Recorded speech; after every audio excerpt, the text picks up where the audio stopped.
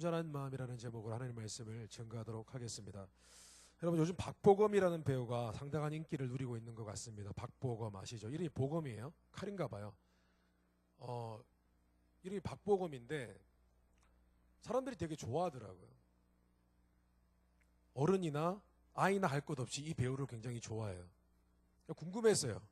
왜 사람들이 이 배우를 좋아할까? 얼굴이 잘생겼어요. 자매들 맞습니까? 그 얼굴이 요즘 잘생긴 얼굴입니까? 아, 그런가요? 저분들 기억해 주십시오. 예. 제가 이 사람들이 왜 이 배우를 좋아할까 궁금했습니다. 그래서 조사를 해보았습니다.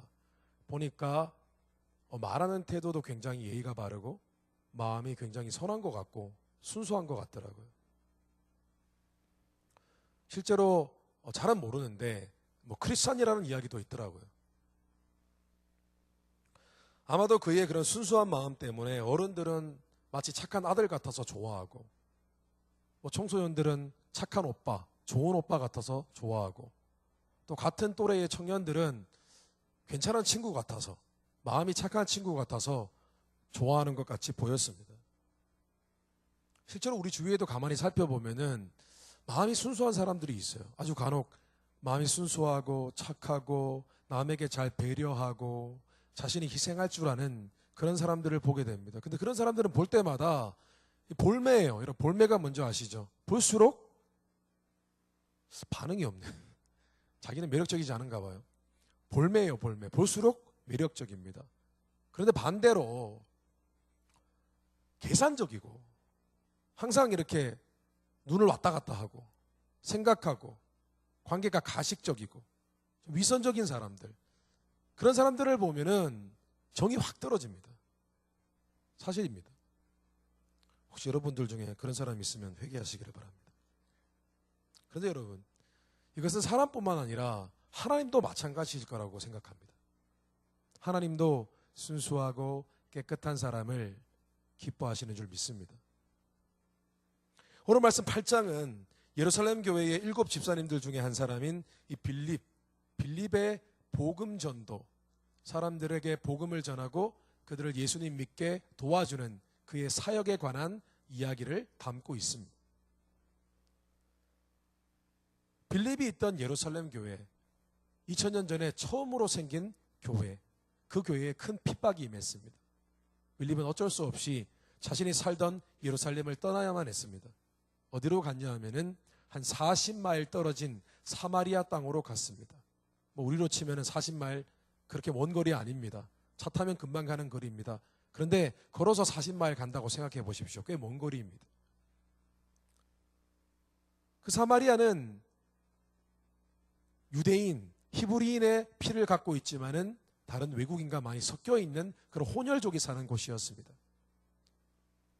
정통 피를 갖고 있는 유대인들은 가기 꺼려하는 그런 곳이었습니다. 그런데 빌립이 그곳으로 가서 정착하게 되었습니다. 근데 가서 평소에 하던 대로 그가 이웃들에게 예수님에 대해서 복음을 전하기 시작합니다. 그래서 참 놀라운 일이 일어나는 것입니다. 예루살렘에서 복음을 전할 때보다 더 많은 역사가 일어나는 것입니다. 복음을 전하니까 병이 낫는 거예요. 복음을 전하고 기도하니까 병이 치유가 되고, 기도하니까 귀신이 떠나가고 하나님의 능력이 임하고 신비한 역사가 일어나는 것입니다. 뿐만 아니라 예루살렘에 있는 정통 유대인들보다 사마리아 사람들이 더 복음을 잘 듣고 이해하고 받아들이는 것입니다. 그래서 그 사마리아 일대가 난리가 났습니다. 사람들이 막 예수님을 많이 믿기 시작했습니다. 기적이 일어나기 시작했습니다. 사마리아에 성이 있었는데 그 성 전체가 시끌벅적했습니다. 무엇으로요? 예수 그리스도의 복음으로. 그 빌립은 오히려 예루살렘에 있을 때에는 그저 교회를 섬기는 집사님이었는데 그가 사마리아 땅으로 갔을 때 그는 마침내 자신의 사명과 자신의 은사를 발견하게 된 것입니다. 빌립은 몰랐어요. 내가 이렇게 전도를 잘하는지. 여러분들도요, 한번 시험해 보십시오. 하나님이 어쩌면 내게 다른 사람에게 복음을 전하면 그 사람을 쉽게 설득할 수 있는 그런 복음을 전하는 성령의 선물을 주셨는지도 몰라요. 자신이 그것을 개발하지 않았을지도 몰라요. 빌립에게 그런 게 있다는 것이 발견되어지고 그는 복음을 전하는 것이 내게 사명이구나, 미션이구나 라는 것을 깨닫게 된 것입니다. 오늘 사도행전 8장 5절에서 8절에 보니까 빌립이 사마리아 성에 내려가 그리스도를 백성에게 전파하니 무리가 빌립의 말을 듣고 행하는 표적도 보고 한 마음으로 그가 하는 말을 따르더라. 많은 사람에게 붙었던 더러운 귀신들이 크게 소리를 지르며 떠나가고 또 많은 중풍병자와 못 걷는 사람이 나으니 그 성에 큰 기쁨이 있더라. 여러분들도요, 하나님께 물으셔야 됩니다. 하나님, 제게 주신 은사는 무엇입니까? 남을 섬기는 은사입니까? 믿음의 은사입니까? 하나님의 일을 할 수 있는 그 은사 무엇인지 하나님께 물어보셔야 됩니다. 그리고 하나님께, 하나님, 제가 인생을 살아가면서 궁극적으로 하나님을 위해 할 일, 사명이 무엇입니까? 그 사명으로 살기 원합니다 라는 기도를 하셔야 됩니다. 빌립처럼 사명 있고 그 사명 때문에 살아갈 이유가 생긴 그런 하나님의 종들이 되시기를 주님 이름으로 축원합니다. 그런데 빌립이 사마리아에서 많은 사람들을 전도했는데 그 전도한 사람 중에 독특한 사람이 한 명 있었어요.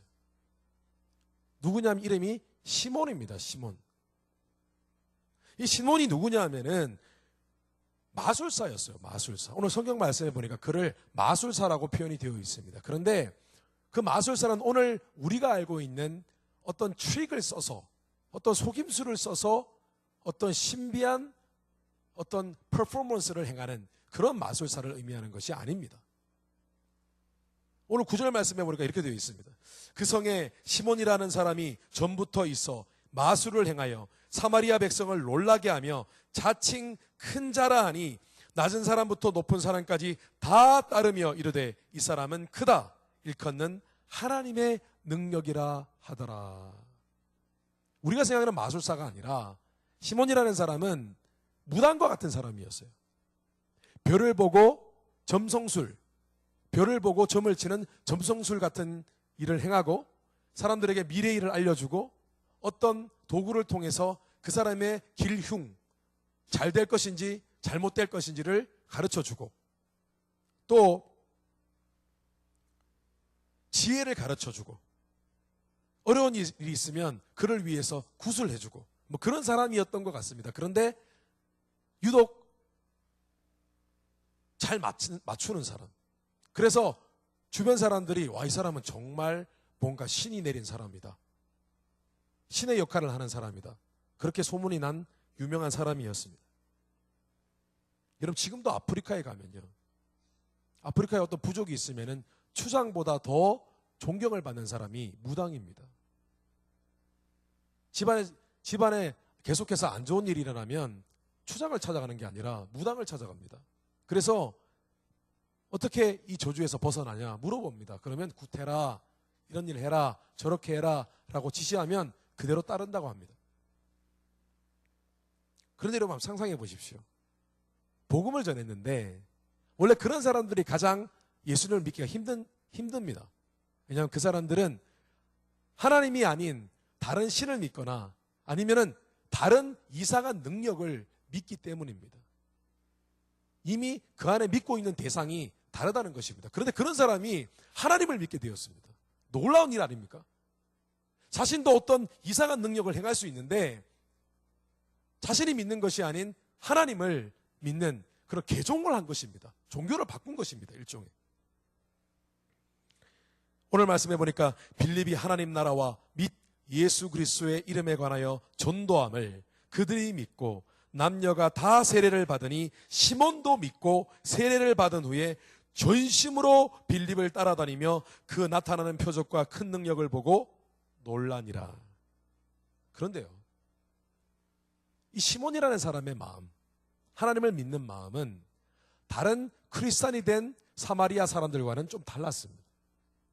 그는 단순히 하나님의 은혜를 사모하는 마음이 아니라 빌립이 행하는 어떤 표적, 신비한 하나님의 능력, 그리고 사도들이 보여주는 사람들에게 기도하면 그들에게 성령의 능력이 임하는 그런 것들, 그런 것들을 더 사모하는 사람이었습니다.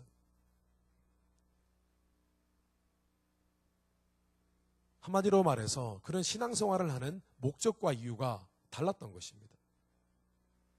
여러분, 지금 이 성경 말씀을 통해서 성령의 은사, 하나님의 어떤 신비한 은혜, 그런 것들을 하나님 앞에 구하지 말라는 의미가 아닙니다.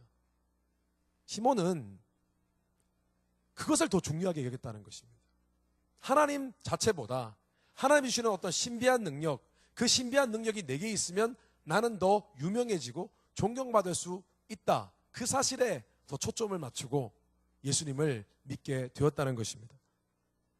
여러분, 신앙생활이 잘 되고 복되고 그 신앙생활, 잘된 신앙생활을 통해서 그의 삶이 형통해지려면 하나님을 믿는 그 사람의 마음이 중요합니다. 그 사람의 마음이 그 누구보다 순수하고 올바른 것이어야만 합니다. 그래서 오늘은 하나님 앞에 올바른 마음, 순수하고 깨끗한 마음은 무엇이고 그런 마음을 소유하는 비결을 잠시 나누고 묵상하는 시간 갖도록 하겠습니다. 첫째로, 믿는 자는 언제나 하나님 앞에 순전한 마음을 소유하는 것에 집중해야 됩니다. 순전한 마음. 여러분, 순전하다는 표현 들어보셨습니까? 성경에는 순전하다는 표현이 자주 나옵니다. 순전하다. 무슨 의미냐 하면은 마음이 순수하여 흠이 없다라는 의미입니다. 욥기 말씀에 보니까 이런 말씀이 있습니다. 하나님은 순전한 사람을 버리지 아니하시고. 이 말은 하나님은 순전한 마음을 갖고 있는 사람을 결코 외면하지 않으신다는 의미입니다. 뒤집어서 얘기하면은 하나님은 순전한 마음을 갖고 있는 사람에게 특별한 관심을 갖고 계신다는 것입니다. 순전한 마음으로 믿고 섬기는 자들을 축복하시고 그들을 존귀하게 세워주시며 바로 그들을 하나님의 일에 사용하신다는 것입니다. 오늘 말씀해 보면 시몬은 그 마음이 열린 마음이었습니다. 하나님에 대해서, 예수님에 대해서, 십자가에 대해서 마음이 열려 있었어요. 그래서 복음을 나름 순수하게 영접하고 그 복음을 받아들였습니다.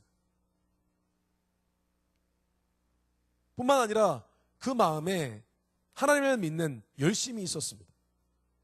오늘 말씀 13절에 보니까 시몬도 믿고 세례를 받은 후에 전심으로 빌립을 따라다니며, 여기서 전심으로 따라다녔다는 뜻은 무슨 의미냐 하면은 attend constantly, 계속 빌립이 가는 곳마다 열심히 따라다녔다는 거예요. 하나님 말씀 듣기 위하여 그 사람이 행하는 어떤 신비한 능력을 구경하고 배우고 그 도를 따르기 위해서 열심을 다했다는 것입니다.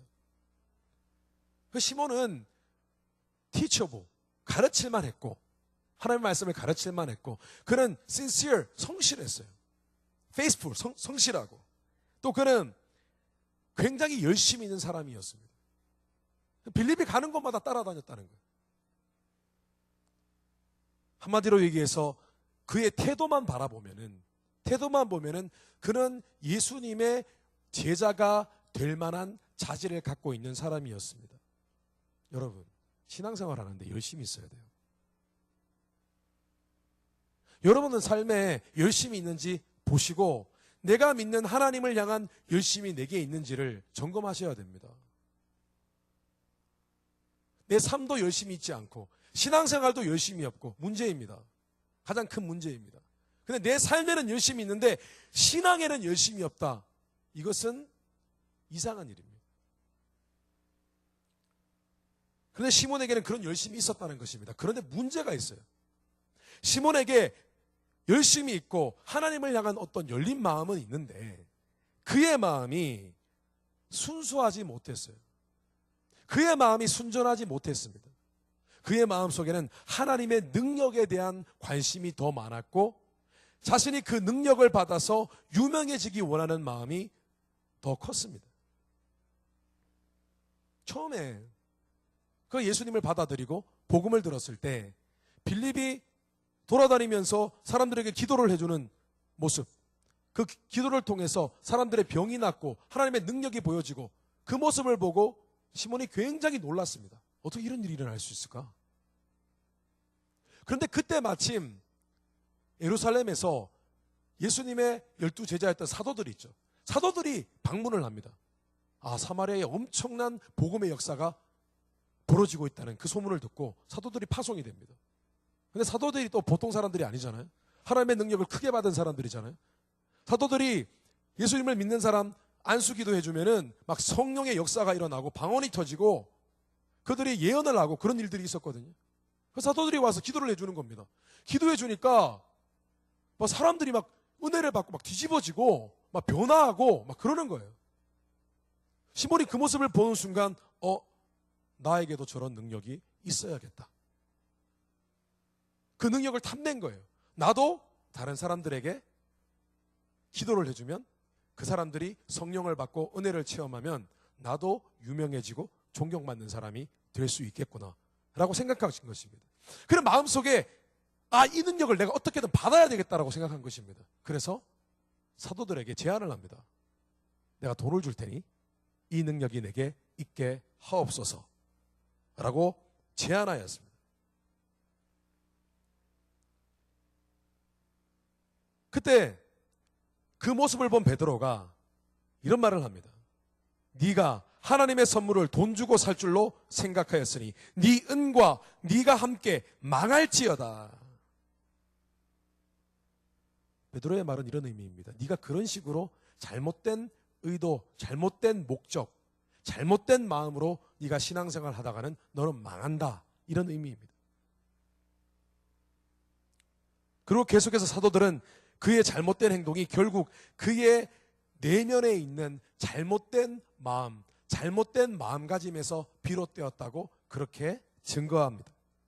21절 말씀해 보니까 하나님 앞에서 네 마음이 바르지 않구나.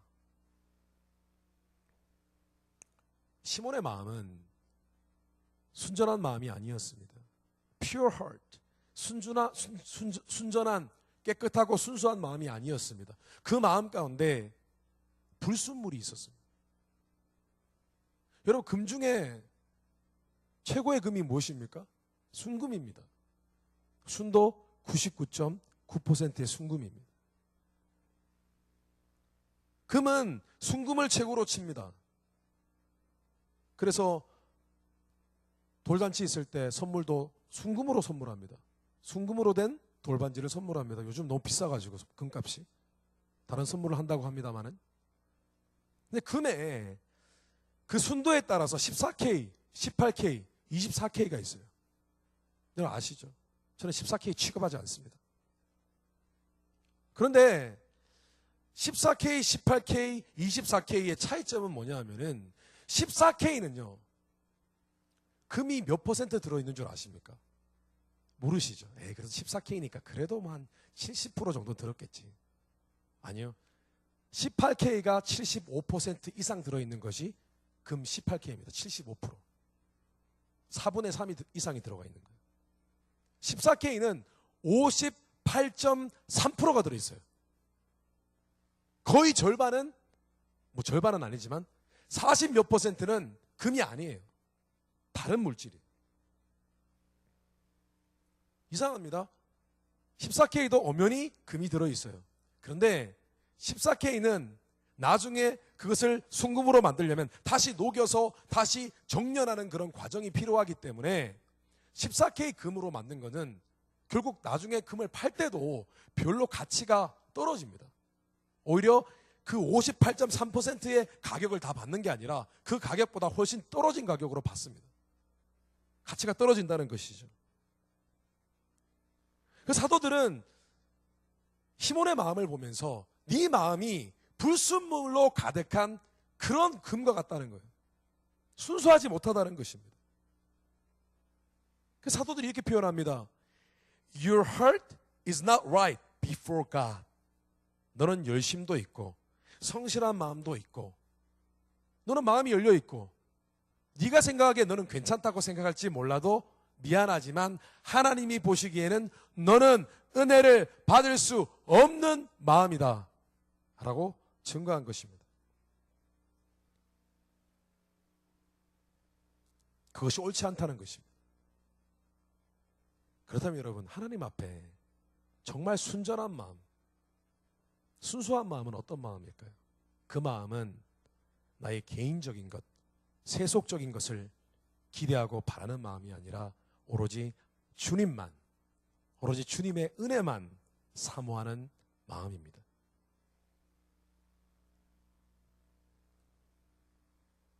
우리가 많은 크리스천들 가운데 신앙생활을 이제 처음 해가지고 하나님 은혜 받은 사람이 있어요. 혹은 반대로 어릴 적부터 신앙생활을 나름 꾸준히 해온 모태신앙인들이 있습니다. 그런데 전혀 다른 신앙의 배경을 갖고 있음에도 불구하고 이들이 갖고 있는 공통적인 딜레마가 있습니다. 그것이 무엇이냐 하면은 분명히 은혜를 체험한 것 같은데 그 은혜를 다시 경험하거나 더 큰 은혜를 누리고 싶은데 그게 잘 안 되는 거예요. 혹은 모태신앙인, 교회 오래 다닌 사람들, 분명히 내가 하나님 은혜에 대해서 아는 것 같은데, 뭔가 들은 게 있어요. 아는 것 같은데 주위에 어떤 은혜를 크게 받은 사람들, 그 사람이 갖고 있는 은혜는 내게 없는 것 같아요.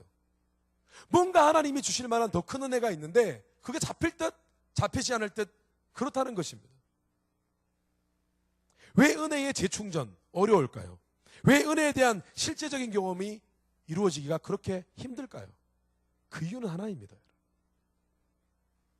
하나님의 은혜를 구하는 그들의 마음이 순전하지 않기 때문입니다. 이유는 하나예요. 예를 들어서 처음 예수님을 믿는 사람들은 은혜를 받기 쉽습니다. 처음 예수님을 믿는 사람들, 그 마음에 하나님을 만나고 싶은 갈급한 마음, 은혜를 경험하고 싶은 마음, 그 열심만 있어도 그 사람은 기도 가운데, 하나님 말씀 듣는 가운데 얼마든지 은혜 받을 수 있어요. 그리고 하나님이 정말 살아계신 것을 마음으로 깨달아지는 그런 역사를 경험하게 됩니다. 주로 그들이 하나님께 마음의 문만 열면은 하나님이 역사해 주십니다. 그래서 처음 예수님을 믿는 사람들이 은혜를 받을 때의 공통적인 특징은 마음이 괴로울 때, 힘들 때 하나님을 만납니다. 힘들어서 교회 예배를 드리러 갔더니, 수련회에 갔더니, 기도를 했더니 너무 힘든 마음이니까 금세 하나님 앞에 감정의 문이 열리고 마음의 문이 열리고, 그래서 하나님께 나아갔더니 성령 하나님이 우리 마음에 들어오셔서 마음을 만지시는 그런 위로와 감동의 은혜를 경험하게 되는 것입니다. 그런데 그러한 일이 일어난 후부터 하나님은 그 다음부터는 그 사람이 자신의 힘든 마음, 자신의 상황에 대한 걱정하는 마음으로 하나님 앞에 나아오는 것보다는 하나님만 바라고 하나님만 원하는 마음으로 하나님을 찾기를 원하십니다. 그전에는 하나님께서 웬만해서 만나주셨어요. 웬만해서 만나주셨어요. 왜냐? 그것도 하나님 앞에서는 열려있는 마음이기 때문입니다. 솔직한 마음이기 때문입니다. 그런데 그때 그 이후로부터는 하나님은 개인적인 일보다 하나님과 더 친밀한 교제를 하기 원하신다는 것입니다. 우리 YDC에 팸 리더들 가운데 한 자매가 있습니다. 이 자매가 고등학교 때 예수님을 만났습니다. 미국에 이민해 왔어요. 이민을 왔는데, 가족 이민을 왔는데 재정이 너무 어려워요. 그리고 가정 안에 신분 문제도 있고 여러 가지 문제 때문에 마음이 너무 힘들었어요. 그런 스트레스가 자신에게 다 왔어요. 부모님만 걱정하신 것이 아니라 이 자매도 함께 그 걱정을 나누었던 것입니다. 어린 나이에 그 걱정을 나누는 것이 얼마나 심적으로 부담이 컸겠습니까? 그리고 어느 날 친구의 권유로 교회에 나왔습니다. 금요기대에 나왔는데 기도를 했습니다. 기도를 하는데 그냥 자신도 모르게 마음이 너무 힘드니까 자신의 고민을 하나님 앞에 다 말씀드렸습니다. 하나님 뭐 계시다면 도와주시고 내 마음 너무 힘들다고. 그런데 그 감정을 꺼내놓는 그 과정이 하나님께는 마음을 여는 과정이 되었습니다. 그 자리에서 하나님께서 만나주셨어요. 마음이 정말 괴롭고 힘들고 도저히 이 마음을 아주 오랫동안 아무리 좋은 생각을 해봐도 해결받지 못했어요. 실제로 여러분, 스트레스 받고 너무 힘든 일이 있으면은 그걸 겪어보신 분은 아시겠지만은 웬만해서 그 마음이 없어지지 않습니다. 근데 그 마음을 계속 갖고 하나님께 나아갔는데 그 즉시 위로함을 받은 거예요. 그걸 하나님이 살아계시다는 것을 깨달았습니다. 위로함 받고 마음에 기쁨이 임했어요. 그때부터 이제 신앙생활이 시작이 되었습니다. 교회를 빠지지 않습니다. 예배드리러 나올 때마다, 기도할 때마다 하나님 앞에 마음의 문을 열고 감정의 문을 열고 하나님 앞에 나와서 하나님께 위로함을 받고 그렇게 신앙생활을 해왔습니다. 그리고 시간이 많이 지났습니다. 하나님께서 그렇게 울면서 기도했던 기도 제목들을 어느덧 대부분 응답해 주셨습니다. 그런데 신앙에 문제가 찾아왔어요. 어떤 문제가 찾아왔냐면은 그전에는 마음이 그렇게 잘 열리고 하나님 앞에 울고 솔직하고 그랬더니 하나님이 내 안에 들어와서 위로해 주시고 다시 힘을 얻고 확신을 주시고 하는 그런 일들, 기도 제목 응답하시는 일들 곧잘 일어났는데 이제 그런 상황이 다 떠나가고 삶이 조금씩 좋아지기 시작하니까 하나님이 안 만나지는 거예요. 물론 하나님 계시죠. 은혜도 없고 감동도 없고 나는 지금 이제 어떻게 하나님 앞에 나아가야 할지도 모르고 고민하기 시작하는 것입니다. 실제로 별로 인생에 걱정 근심 없는 사람들을 하나님 만나기 어렵습니다. 왜냐하면 마음의 문이 안 열리기 때문에. 그래서 고민 끝에 자매가 저를 찾아왔습니다. 상담을 합니다. 하나님 어떻게 만나야 될지 모르겠다는 거예요. 다시 어떻게 예전의 은혜를 체험해야 될지 모르겠다는 거예요. 그래서 제가 대답해 주었습니다. 전에는 하나님보다는 자신의 힘든 마음을 위로받기 위해서 하나님을 찾았고 하나님은 그 마음을 불쌍히 여기셔서 자매를 만나주시고 자매를 위로해 주시고 축복해 주셨어요. 그런데 이제는 하나님께서 자매가 순수하게 하나님을 찾고 하나님을 더 사모하는 마음으로 나아오기를 원하시는 것 같아요. 이제부터는 기도로 하나님께 나아갈 때 오직 하나님만 구하고 하나님만 사모한다는 고백으로 나아가 보세요. 제가 그렇게 대답했습니다.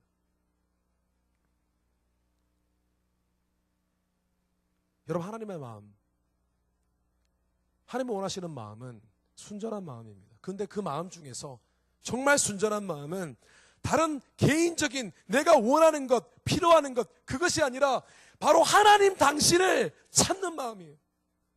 하나님의 사랑을 구하는 마음이에요. 하나님을 만나기 원하는 마음이라는 것입니다.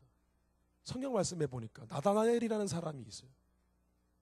하루는 이 사람이 예수님을 만났습니다. 그런데 예수님이 그 사람을 보자마자 대뜸 한 말이 무엇인 줄 아십니까? 예수께서 나다나엘이 자기에게 오는 것을 보시고 그를 가리켜 이르시되 보라, 이는 참으로 이스라엘 사람이라. 그 속에 간사한 것이 없도다. 간사한 것이 없다는 것은 비열하지 않다는 의미가 아니라 그의 마음이, 하나님을 향한 그의 마음이 순수하고 사랑이 넘치고 오직 하나님만 기대하는 그런 마음, 그 외에 다른 마음, 거짓된 마음은 없다는 의미입니다. 순수하다는 거예요. 하나님만. 실제로 나다나엘은 어떤 사람이었냐면은 그 마음 가운데 조국을 사랑하는 마음, 이스라엘이라는 하나님을 믿는 백성을 세워주신 그 하나님을 향한 소망하는 마음, 그 마음밖에 없었어요. 그래서 간혹 그는 자신이 키우는 무화과 나무 아래에서 홀로 기도했습니다. 하나님, 하나님의 은혜만 구합니다. 하나님, 우리 민족 구원해 주시옵소서, 회복시켜 주시옵소서. 그런 기도만 했습니다. 순수한 마음이었습니다. 그런데 예수님께서 그 마음을 아신 거예요. 나다나엘이 깜짝 놀랐습니다. 자신의 그런 순수한 마음, 여러분, 내 마음이 순수한지 그렇지 않은지 하나님만 아시는 것이 아니라 자기 자신도 압니다. 내 마음이 하나님 앞에 깨끗한지 불순물이 잔뜩 있는지 그것은 자신도 안다는 것입니다. 나다나엘이 알았습니다. 내가 이렇게 하나님 앞에 순수한 마음인 거 아무도 몰라주는데 예수님 아시는 거예요. 그 얘기 듣고 예수님이 보통 분이 아니라는 것을 그는 깨닫게 됩니다. 그때 나다나엘이 묻습니다. 당신이 어떻게 그 사실을, 내 마음을 그렇게 잘 알고 계십니까? 그랬더니 예수님이 이렇게 얘기합니다. 네가 무화과 나무 아래에 있는 것을 내가 보았다. 나다나엘이 혼자 몰래 무화과나무 아래에서 기도하는 것을 예수님이 알고 계셨던 것입니다. 그 말은 예수님뿐만 아니라 하나님께서 그가 기도할 때마다, 그가 하나님만 찾을 때마다 그의 마음을 줄곧 보고 계셨다는 것을 의미합니다. 여러분, 다른 어떤 세속적이거나 개인적인 생각이 아닌 하나님을 사모하고 그분의 은혜만을 구하는 그런 순전한 마음으로 신앙생활 하셔서 하나님이 보시기에 너무나도 순전하고 아름다운 그런 믿음의 종들 되시기를 주님의 이름으로 축원합니다. 둘째로, 믿는 자는 자신의 마음 가운데 불순함이 있는지 늘 점검하고 늘 회개함으로 마음을 새롭게 하는 것에 집중하는 신앙생활을 해야 합니다. 오늘 돈을 주고 하나님의 능력을 사려 했던 시몬에게 베드로는 인정사정 볼 것 없이 그에게 이런 말을 합니다. 네가 하나님의 선물을 돈 주고 살 줄로 생각하였으니 네 은과 네가 함께 망할지어다. 하나님 앞에서 네 마음이 바르지 못하니 이 도에는 네가 관계도 없고 분깃될 것도 없느니라. 이 말은 무슨 말이냐면은 하나님 믿는 거 공짜야. 하나님 능력 주시는 거 공짜야. 그런데 너같이 돈을 주려고 욕심내서 하나님이 아닌 그 능력과 기적을 더 사모하는 너의 마음을 갖고는 절대로 그런 은사를 맛볼 수 없을 거야. 그리고 우리가 믿는 이 신앙은 너와는 아무 상관이 없어 라고 한 것입니다. 그리고 베드로는 더욱더 냉정하게 시몬의 마음을 분석하기 시작합니다. 네 마음이 어떤 마음인 줄 아냐? 네 마음이? 너는 괜찮은 마음인 것 같지? 그냥 조금 욕심내는 마음인 것 같지? 아니, 23절에 보니까 내가 보니 너는 악독이 가득하며 불의에 매인 바 되었도다. 현대인의 성경으로 이렇게 되어 있습니다. 내가 보기에 당신은 마음에 시기 질투가 가득하고 죄에 사로잡혀 있어. 시기 질투라는 것은 여러분 아시다시피 사촌이 땅 사면 배 아프다는 말처럼 남이 잘 되는 것 보면 마음이 마음이 아프고 속이 쓰린 것을 의미합니다. 실제로 2세기에 성경 말씀과 관련이 있는 고대 문헌을 살펴보면은 시몬이라는 사람이 실제로 존재했습니다. 뭐 당연히 성경에 있으니까 존재한 사람이죠. 근데 이 사람에 대해서 설명하는 문헌이 있어요. 그런 책이 있어요. 실제로 당시에. 그 사람이 다른 책에 이름이 실렸다는 얘기는 그 사람이 굉장히 유명한 사람이었다는 것을 의미합니다. 그죠? 그 문헌에 보면은 이 시몬이라는 사람이 신이 보낸 사람이라는 별명을 갖고 있다고 합니다. 신이 보낸 사람. 이 사람이 대단한 능력을 행하는 사람이었던 것입니다. 대단한 점을 치는 그런 무당이었던 것입니다. 그런데 이 사람이 그 사마리아 성 일대에서 가장 유명한 사람이었는데 어느 날 갑자기 이상한 빌립이라는 사람이 와가지고 예수님의 복음을 전하는데 능력이 일어나고 병이 낫고 귀신이 떠나가는 것입니다. 질투가 났겠죠. 그런데 이 시몬이라는 사람은 굉장히 똑똑한 질투를 하기 시작합니다. 좀 약간 또 떨어지는 그런 질투하는 사람들은 그 앞에서 자기의 시기심과 질투심을 표현합니다. 그래서 그 사람 막 미워하고요, 적대하고요, 뒤에서 험담하고요, 그래요. 그건 똑똑하지 못한 거죠. 진짜 똑똑한 것은 그 사람에게 다가가서 그 사람이 어떻게 하면 저렇게 사람들한테 인정받을 수 있는지 그걸 보고 배우려고 하는 사람.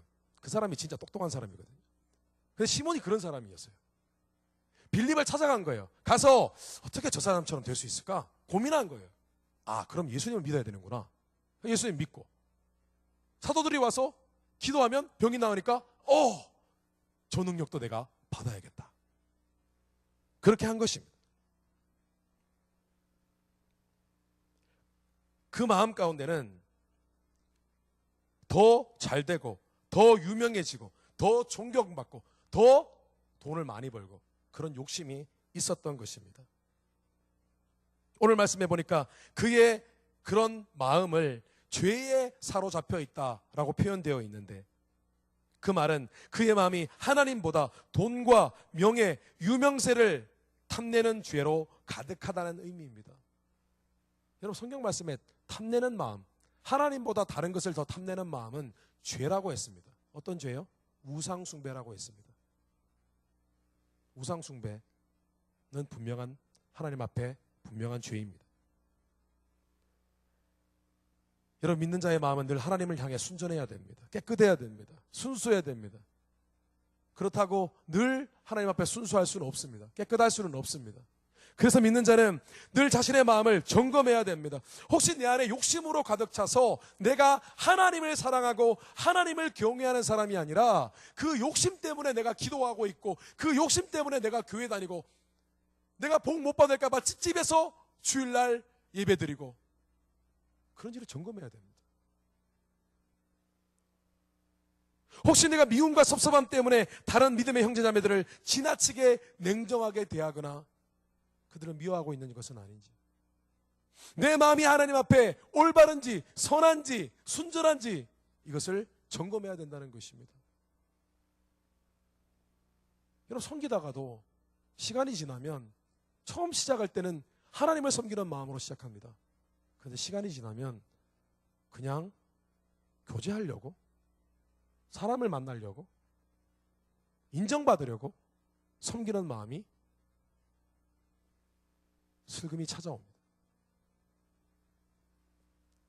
뿐만 아니라 믿는 자는 절대로 불순해진 마음에 불순물이 들어왔을 때에 그것을 방치하거나 포장하지 말아야 됩니다. 이런 마음으로 계속해서 신앙생활을 하면은 결국은 오늘 베드로가 경고한 것처럼 너가 망할 것이다라고 한 것처럼 신앙생활이 망가집니다. 내면의 기쁨이 사라지고 현실의 삶도 덩달아 균형을 잃게 되는 것입니다. 우리 감사님 교회에 우리 담임 목사님, 우리 사랑하는 담임 목사님 김영일 목사님 예전에 이런 말씀을 하셨습니다. 목사님은 어떤 중요한 결정을 내리거나 다른 사람에게 어떤 말을 전할 때에 늘 하나님께 내가 이 말을 할 때에 이런 결정을 할 때에 하나님 앞에 정말 올바른 마음, 순수한 마음으로 이 일을 결정하고 이 말을 하려는 것인지 아닌지를 묻는 그런 특별한 기도를 한다고 하셨습니다. 하나님, 혹시 제게 하나님이 기뻐하시지 않는 다른 불순한 생각을 갖고 있습니까? 내가 그 생각 때문에 내가 이런 일을 하려고 하는 것입니까? 내가 지금 저 사람에게 이런 말을 하려고 하는데 사실은 내 안에 저 사람을 미워하고 질투하는 마음 때문에 이런 말을 하려고 하는 것입니까? 아니면 순수한 마음, 그 사람을 사랑하는 마음으로 그 사람에게 충고하려고 하는 것입니까? 늘 물으신다는 거예요. 그런데 지금 당장 뭔가를 반드시 해야 되는 일이라 할지라도 기도하다가 내 마음에 하나님이 보시기에 기뻐하시지 않는 마음의 의도가 있을 때에는 그 일을 즉각적으로 포기하고 하지 않는다고 하십니다. 뿐만 아니라 만약에 내가 너무나 순수한 의도로 일을 추진하려고 하게 된다는 것을 기도 가운데 깨닫게 되면은 하나님이 이 일 가운데 나와 함께 하시는구나 라는 확신을 가지고 망설이지 않고 그 일을 추진한다고 하셨습니다. 여러분, 하나님을 믿는 여러분의 마음은 지금 현재 순전한 마음이십니까? 혹시 디모데후서 3장 말씀처럼 자기를 사랑하고 돈을 사랑하며 뽐내고 교만하고 하나님을 모독하고 부모에게 순종하지 않고 감사할 줄도 모르고 거룩하지도 않으며 사랑이 없고 용서하지 않고 남을 헐뜯고 절제하지 못하며 사납고 선한 것을 싫어하고 배반하고 조급하고 거만하고 하나님보다 쾌락을 더 사랑하는 그런 마음으로 가득 차 있습니까? 그런 불순물로 가득 차 있습니까? 오늘 베드로는 이런 불순물로 가득한 오늘 이 땅의 크리스찬들에게 그 불순물로 가득한 마음의 문제를 해결할 해결책을 던져주고 있습니다. 22절에 그러므로 너의 이 악함을 회개하고 주께 기도하라. 혹마음에 품은 것을 사하여 주시리라. 여러분, 앞에서 언급한 마음들, 배반하는 마음, 미워하는 마음, 세상을 사랑하는 마음, 누구나 갖고 있는 마음입니다. 세상을 살아가다 보면 배신하는 마음, 그러나 하나님을 믿는 자들에게는 악한 마음이며 죄로 가득 찬 마음이고 불순한 마음입니다. 하나님이 기뻐하시지 않는 마음입니다. 그래서 믿는 자는 시편 51편의 다윗의 고백처럼 하나님이시여 내 속에 깨끗한 마음을 창조하시고 내 안에 확고한 정신을 새롭게 하소서. 나를 주 앞에서 쫓아내지 마시고 주의 성령을 내게서 거두지 마소서. 나에게 주의 구원의 기쁨을 다시 주셔서 기꺼이 주께 순종하게 하소서. 라는 그의 고백처럼 하나님, 제게 불순물이 있었습니다. 하나님을 가장 기뻐하지 않았습니다. 하나님을 가장 사모하지 않았습니다. 하나님, 세상을 더 좋아했습니다. 남을 미워했습니다. 용서하지 못했습니다. 내 마음에 탐욕이 있었습니다. 내 안에 더러운 마음을 씻어주시고 나에게 새로운 마음을 창조하여 주시옵소서라고 회개하며 기도해야 됩니다. 여러분, 왜 회개 기도합니까? 그냥 잘못한 것을 하나님 앞에 고백하기 위하여 회개하는 것이 아닙니다. 회개하는 이유는 내 안에 잘못된 불순물의 불순한 마음으로 인해서 더럽혀진 내 마음, 이 마음을 오늘도 수술하고 계시는 성령 하나님의 능력을 힘입어 우리의 마음이 회복되고 다시 거룩해 되기 위함이라는 것입니다. 여러분, 말씀을 정리하겠습니다. 하나님은 마음의 중심을 본다고 하셨습니다. 마음의 중심을. 그것을 늘 지켜보고 계신다고 증거하고 있습니다. 여러분, 하나님이 사람의 마음을 지켜보신다는 것은 굉장히 중요한 의미가 있습니다. 우리가 그냥 흘러 넘겨서 될 문제가 아닙니다. 하나님 마음을 계속 보고 계세요. 지금도 이 예배드리는 이 순간에도 하나님은 여러분의 마음을 보고 계세요. 여러분의 손짓 발짓을 보고 계신 것이 아니라 여러분의 마음이 하나님을 향하여 바로 서 있는지를 보고 계시고 하나님을 향한 갈망함이 있는지를 보고 계신다는 것입니다. 여러분의 신앙생활의 기준을 다시 세우십시오. 순전한 마음은 믿는 자의 신앙생활을 하나님의 은혜에 꼭 맞게 채우는 첫 단추와 같습니다. 하나님보다 다른 것을 더 사랑하는 마음, 불의하고 악한 마음의 불순물을 제거하고 순전한 마음만 들고 하나님께 나아가셔서 내 내면도 주 앞에서 행복하고 내 현실의 삶에도 하나님의 은혜가 가득한 그런 형통한 삶, 복된 삶 누리게 되시기를 주님의 이름으로 축원합니다. 우리 다시 기도하겠습니다.